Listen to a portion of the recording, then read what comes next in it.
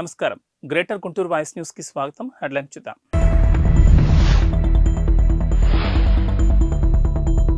సిద్ధం ముగింపు సభకు భారీగా తరలి రావాలి. కార్యకర్తలకు పిలుపునిచ్చిన గుంటూరు తూర్పు నియోజకవర్గం నూరి ఫాతిమా.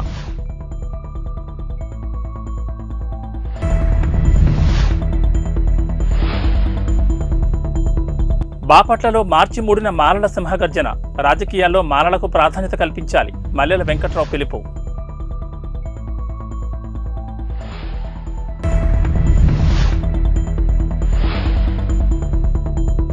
ఇందిరమ్మ అభయహస్తం పథకం.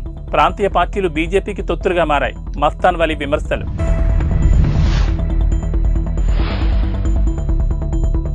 ప్రత్తిపాడు నియోజకవర్గ తెలుగుదేశం పార్టీ అభ్యర్థి డాక్టర్ బోర్ల రామాంజనేయులు ఆధ్వర్యంలో గుంటూరు రూరల్ మండలాల్లోని Chebrolu Hanumaiah institute of pharmaceutical sciences కళాశాలలో my first door to CBN కార్యక్రమం నిర్వహించారు.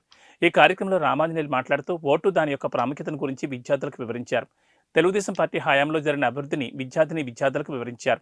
ఈ కార్యక్రమంలో నాగార్జున ఎడ్యుకేషన్ సొసైటీ చైర్మన్, మాజీ ఎమ్మెల్సీ రాయపాటి శ్రీనివాసరావు, గుంటూరు జిల్లా తెలుగు యువత అధ్యక్షుడు రావుపాటి సాయికృష్ణ, ఐటీడీపీ రాష్ట్ర ఉపాధ్యక్షుడు పంచుమర్తి శేషు, గుంటూరు జిల్లా విద్యార్థి విభాగం అధ్యక్షుడు మనవ వంశీకృష్ణ, ప్రత్తిపాడు నియోజకవర్గ ITDP general secretary Kalluri Avinash, Kakumanu మండల ఐటీడీపీ అధ్యక్షుడు గింజపల్లి నవీన్, కళాశాల అధ్యాపకులు, విద్యార్థులు పాల్గొన్నారు.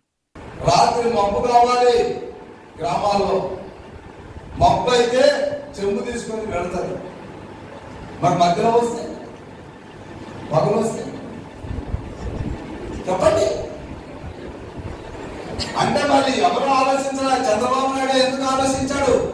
అందరికి మరుగుదొడ్డి ఎందుకు కట్టాడు? ఈరోజు మీరు ఏ ఇంటికన్నా వెళ్ళు, స్వచ్ఛ భారత్ లో మరుగుదొడ్డి కట్టారా లేదా? ఈరోజు ఆడబిడ్డలు స్వేచ్ఛగా ఉపయోగించుకుంటున్నారు. మరి దానికన్నా ముందు ఏ ప్రభుత్వాలు ఆలోచించింది? ఒక చంద్రబాబు నాయుడు ఎందుకు ఆలోచించాడు? అది లీడర్షిప్ క్వాలిటీ. అలాంటి లీడర్ ఎవరు అనేటువంటిది మనం వెతుకుతుంటారు తప్ప మీకు అంతకు ముందు ఉన్నటువంటి వ్యవస్థల గురించి చెప్తా. సరే, చెప్పు తీసుకొని పోతుంది, మబ్బు కదా, ఎక్కడో విధంగా చెప్పు చాట, అక్కడ పాలు ఉంటాయి తెలియదు, తేలు ఉంటాయి తెలియదు. ఇప్పటిలాగా సెలవులు లేవు లైట్ వేసుకొని చూడడానికి. అప్పుడు టార్చ్ లైట్ వేసుకొని పోతే అందరూ చూస్తారు. అది ఐడెంటిటీ కావడం వాళ్ళకి ఇష్టం ఉండదు. ఎవరు చూడకుండా ఇలా ముసుగేసుకొని చెంబు పట్టుకొని, చెంబు కూడా కనపడుకోకుండా ఇలా పెట్టుకొని పోయేవాళ్ళు. మా అమ్మ, మా చెల్లి, అక్క అందరూ అలాగే. అక్కడి నుంచి ఎవరైనా సైకిల్ బెల్లు కొట్టుకొని వచ్చారనుకోండి, బెల్లు కొట్టుకొని వస్తే లేచి నిలబడాలి. ఇది వాస్తవమయ్యా. ఇలాంటి దుస్థితి నుంచి ఈరోజు ప్రతి ఇంటికి ఆత్మాభిమానాన్ని నింపేటటువంటి మరుగుదొడ్డి నిర్మించింది స్వచ్ఛ భారత్ లో చంద్రబాబు నాయుడు గారు అన్నటువంటిది. అప్పుడు నేనే పంచాయతీరాజ్ కమిషనర్. 76 లక్షల టాయిలెట్ నిర్మించాం. 76 లక్షల టాయిలెట్. మీరు గ్రామాల నుంచి వచ్చారు. 2014 ముందు మీ గ్రామంలో నడిచి రావాలంటే వర్షం వస్తే బురదనా కాదా? మీ ఇంటి ముందు బురదలో నడిచి వచ్చారా లేదా? అండి, చంద్రబాబు నాయుడు గారు అయిన తర్వాత, లోకేష్ బాబు గారు మంత్రి అయిన తర్వాత పంచాయతీరాజ్ రూరల్ డెవలప్మెంట్ కమిషనర్ గా నేనే ఉన్నా. ప్రతి వాడలో, ప్రతి గ్రామంలో ఈరోజు సిమెంట్ రోడ్లు ఉన్నాయా లేదా? మరి దాని గురించి స్వతంత్రం వచ్చినప్పటి నుంచి బడ్జెట్ ఉన్నాయి కదా, డబ్బులు ఉన్నాయి కదా, పన్నులు ఉన్నాయి కదా, మనం ట్యాక్స్ పే చేస్తున్నాం కదా.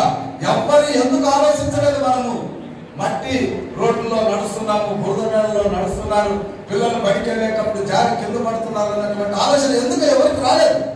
ఎందుకు చంద్రబాబు నాయుడుకే, లోకేష్ బాబుకే వచ్చింది? చెప్పండి. ప్రజల గురించి ఆలోచించే నాయకుడికి అలాంటి ఆలోచనలు వస్తాయి. ప్రజల్ని బాధ పెట్టాలి, ప్రజల ఆస్తులు దోచుకోవాలనేటువంటి ప్రజలంతా కలిసికట్టుగా సిద్ధం సభను విజయవంతం చేసేందుకు ముందుకు రావాలని తూర్పు నియోజకవర్గ ఎమ్మెల్యే అభ్యర్థి నూరి ఫాతిమా పేర్కొన్నారు. మార్చి 3వ తేదీన ఉమ్మడి గుంటూరు, ప్రకాశం, నెల్లూరు జిల్లా తరపున జరిగే సిద్ధం సభను ఉద్దేశించి తూర్పు నియోజకవర్గంలోని ఎమ్మెల్యే కార్యాలయంలో విలేకరుల సమావేశం నిర్వహించారు. ఈ కార్యక్రమంలో ముఖ్య అతిథులుగా ఎమ్మెల్యే మహమ్మద్ ముస్తఫా మరియు గుంటూరు తూర్పు అసెంబ్లీ పరిశీలకులు మిట్టపల్లి రమేష్ బాబు హాజరయ్యారు. ఈ సందర్భంగా నూరి ఫాతిమా మాట్లాడుతూ టీడీపీ, జనసేన, ఇతర పార్టీల నాయకులు సిద్ధం సభకు వస్తున్న జనసంద్రాన్ని చూసి ఓటమి ఖాయమని కూటమి ఎత్తారని ఎద్దేవా చేశారు.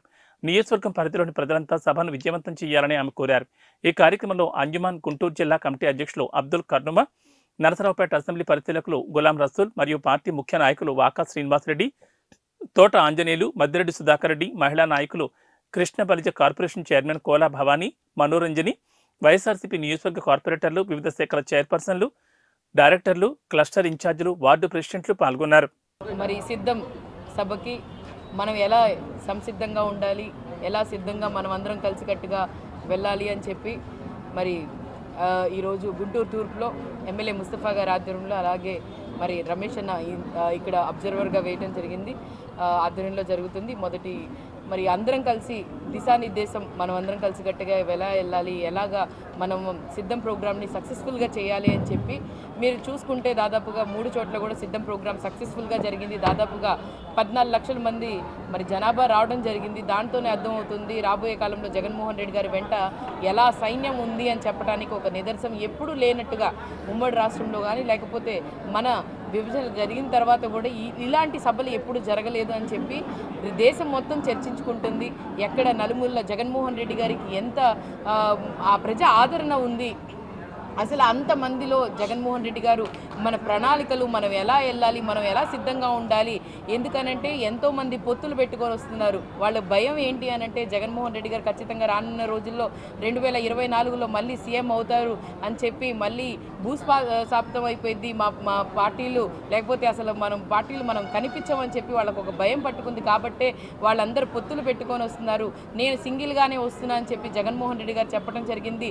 దానికి ప్రజల ఆదరణ ఎలా ఉంది అనంటే ఆయన మాట్లాడే ప్రతి మాటకి కూడా ప్రజలు అంత చక్కగా స్పందిస్తున్నారు. ఎందుకు అనంటే జగన్మోహన్ రెడ్డి గారు సంక్షేమ పథకాలు అందించారు. ఎందుకనంటే జగన్మోహన్ రెడ్డి గారు ప్రతి ఒక్క పేద కుటుంబాన్ని చూసుకున్నారు. కాబట్టి ఈరోజు ఆయనతో పాటు మేము సిద్ధంగా ఉన్నామని చెప్పి ప్రజలు కూడా ఆయన వెంటంటే ఉంటున్నారు. మనమందరం కలిసికట్టుగా జగన్మోహన్ రెడ్డి గారికి మద్దతు ఇద్దాము. జగన్మోహన్ రెడ్డి గారిని సీఎం చేసుకోవడానికి మనవంతు మనం ఏం చేయగలము అంటే సిద్ధం సభకి ప్రతి ఒక్కళ్ళు కూడా సంసిద్ధంగా ఉండి గుంటూరు తూర్పు నుంచి బయలుదేరి అందరం కలిసికట్టుగా వెళ్దాము. ప్రతి ఒక్కటి కూడా మా పార్టీ కానీ మేము కానీ మీ అందరి వెంటే ఉంటాం, మేము తోడే ఉంటాము. ఏదైనా కూడా మీతో పాటే మేము కూడా మరి జగన్మోహన్ రెడ్డి గారిని గెలిపించుకోవడానికి ప్రతి ఒక్కళ్ళు కూడా కృషి చేద్దాం.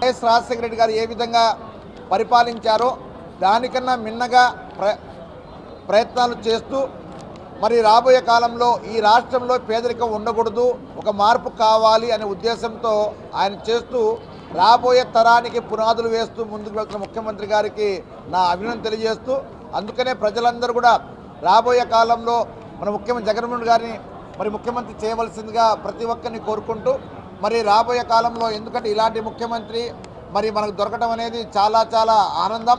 ఎందుకంటే ఆయన ప్రయత్నం ఏ ప్రయత్నం ఎక్కడ లోటు లేకుండా మరి పేద ప్రజలకు సంబంధించి కానివ్వండి. పల్నాడు జిల్లా చిలకలూరుపేట పట్టణంలోని మధ్యనగర్కు చెందిన 11 సంవత్సరాల బాలుడు అబూబక్కర్ విద్యుత్ షాక్తో మృతి చెందిన ఘటన స్థానికంగా కలిచివేసింది. బంధువులు తెలిపిన వివరాల ప్రకారం ఇంట్లో మంచినీళ్ల కోసం విద్యుత్ మోటార్ వేయిపోయి ప్రమాదవశాత్తు మృతి చెందినట్లు తెలిపారు.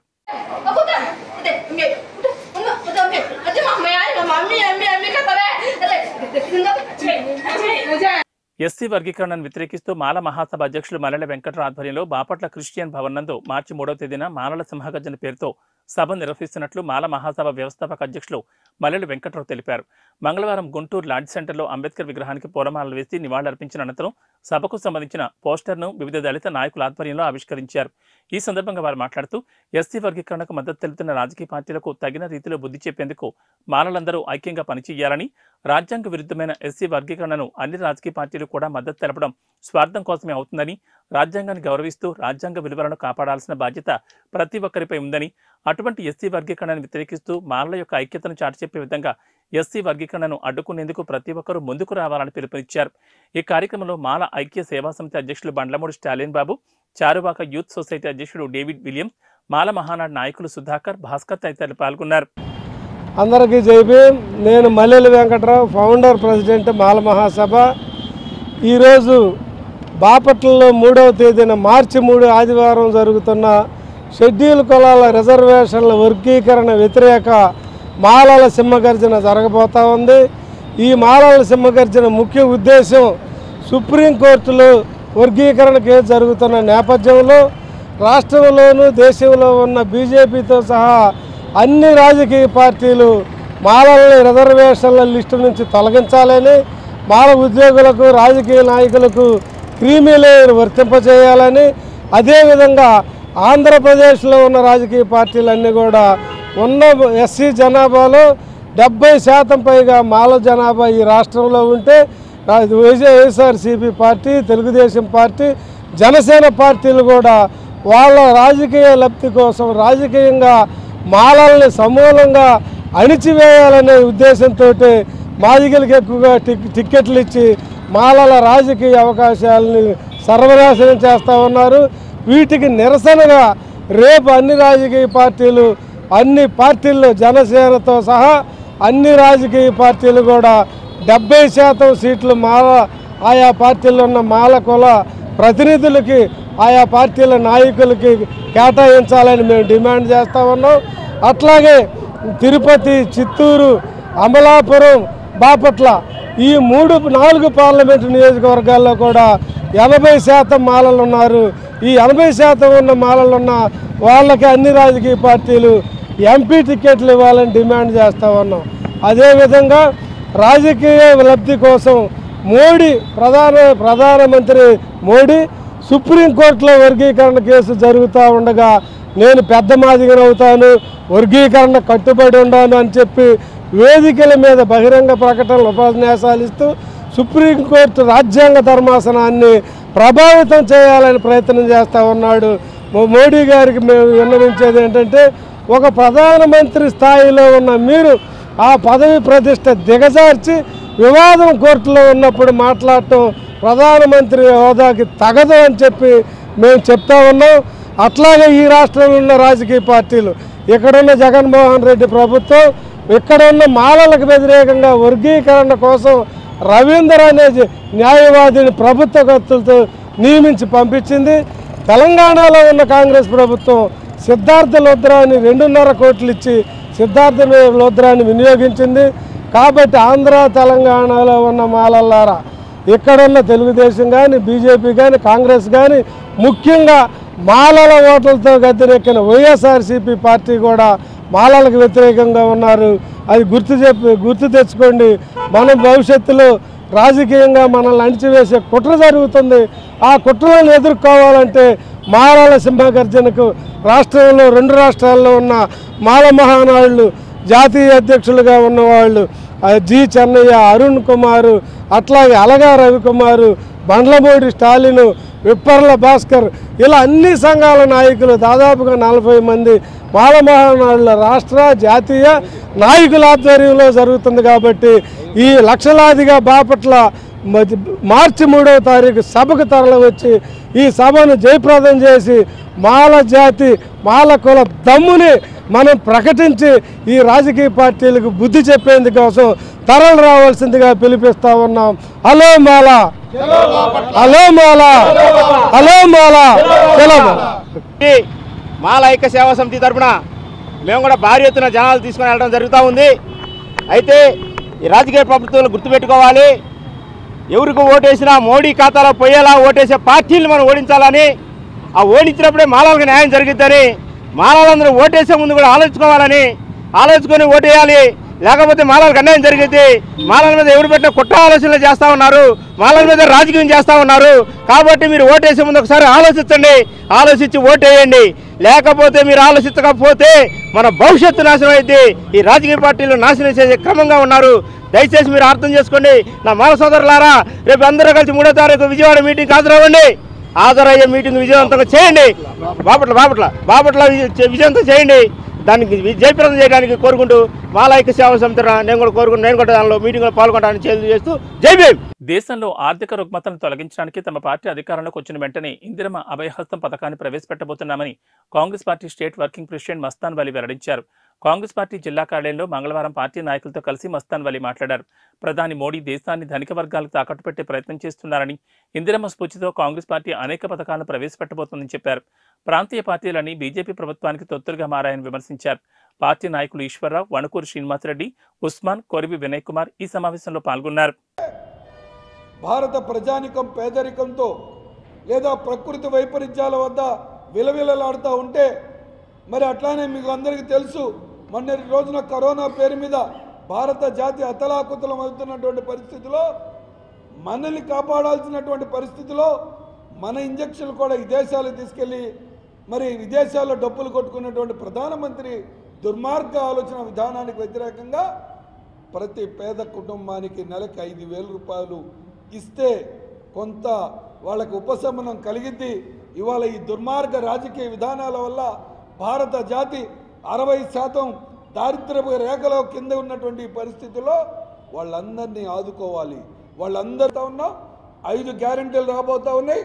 రేపు తిరుపతిలో 1వ తారీఖున ఒక మాత్రమైన గ్యారెంటీ రాబోతూ ఉంది.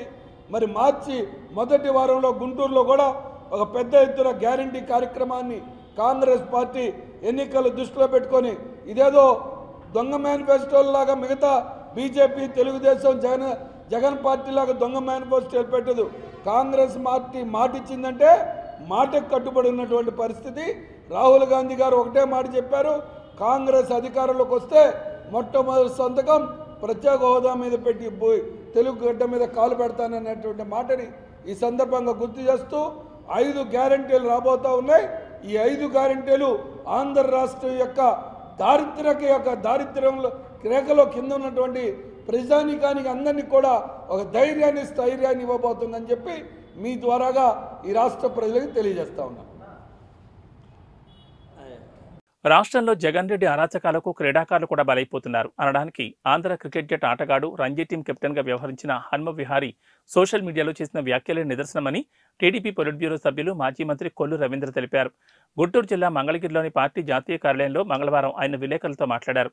అధికారంలోకి వచ్చినప్పటి నుంచి క్రీడారంగానికి, క్రీడాకారులకు జగన్ రెడ్డి చేసిందేమీ లేదని, తాను ఏమీ చేయకపోగా పట్టుదల, కృషి, స్వయం ప్రతిభతో ఎదిగిన క్రీడాకారులను కూడా తన పార్టీ నాయకుల కోసం జగన్ రెడ్డి అణచివేయడం దారుణాతి దారుణమని ఆయన అన్నారు. హనుమ విహారీ లాంటి క్రీడాకారుడికి జరిగిన అన్యాయానికి జగన్ రెడ్డి బాధ్యుడని, మంచి క్రీడాకారుడికి అన్యాయం చేసింది కాకుండా వైసీపీ నేతలతో అతన్ని తిట్టించడం, అతనిపై నిందలు వేయించడం జగన్ రెడ్డి ఫ్యాక్షన్ భావజాలానికి నిదర్శనమని తెలిపారు. రాష్ట్ర క్రీడాశాఖ మంత్రి రోజా ఏం మాట్లాడుతున్నారో ఆమెకే తెలియదని, చంద్రబాబు, లోకేష్, పవన్ కళ్యాణ్లపై విమర్శలు చేయడం తప్ప ఆమె ఏనాడు క్రీడారంగం గురించి, క్రీడాకారుల గురించి ఆలోచించలేదని అన్నారు. విజయసాయిరెడ్డి అల్లుడు శరత్చంద్రారెడ్డి తమ స్వార్థ రాజకీయాల కోసం ప్రతిభ, సామర్థ్యాలున్న క్రీడాకారుల్ని బలి చేస్తున్నారని విమర్శించారు.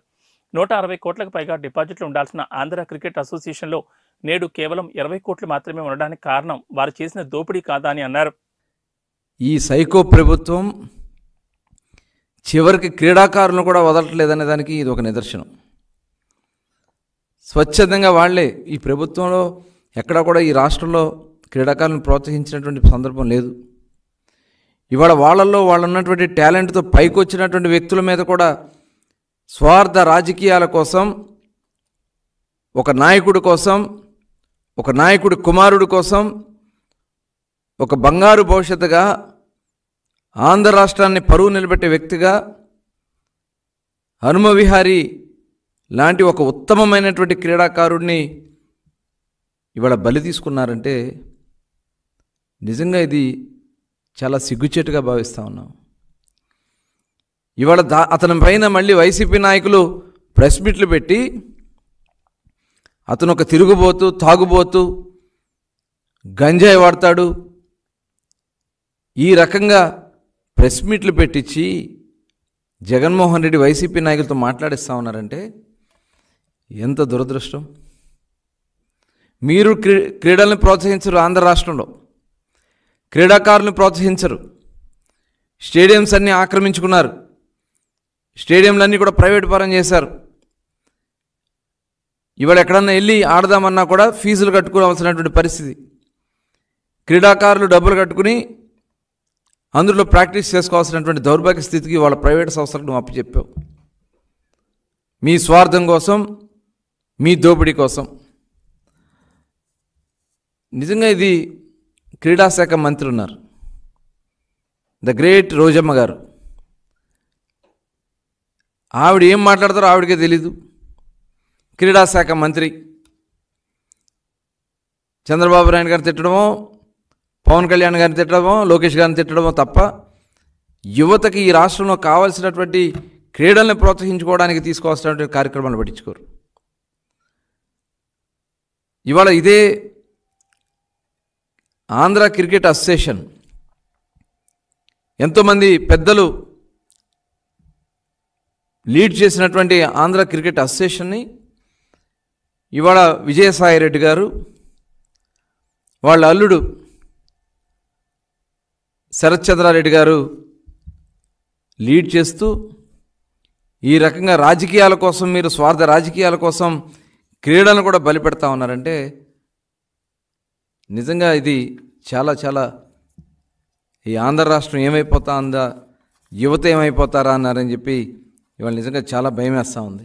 గుంటూరు నగరపాలక సంస్థకు చెందిన మార్కెట్లు, మరుగుదొడ్లు, సైకిల్ స్టాండ్లకు సంబంధించి ఏప్రిల్ 1, 2024 నుండి మార్చి 31, 2025 వరకు లీజ్ నిర్వహించుకోవడానికి నగర కమిషనర్ కీర్తి చేకూరి ఆదేశాల మేరకు మంగళవారం నగరపాలక సంస్థ ట్రావెలర్స్ బంగ్లాలో సీల్ టెండర్ మరియు బహిరంగ వేలాన్ని నగరపాలక సంస్థ deputy commissioner T Venkatakrishnaiah revenue అధికారులతో కలిసి నిర్వహించారు.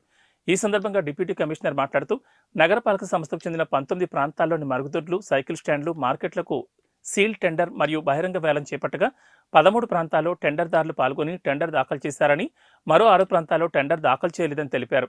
టెండర్లో ఆర్టీసీ బస్టాండ్ ఎదురుగా ఉన్న డాక్టర్ కొల్లి శారదా మార్కెట్లో అసీల్ రుసుం వసూళ్లకు అత్యధికంగా 65,999, గాంధీ పార్క్ మరుగుదొడ్ల వద్ద రుసుం వసూళ్లకు అత్యధికంగా 32,85,000కు టెండర్దారులు బిడ్లు దాఖలు చేశారని తెలిపారు.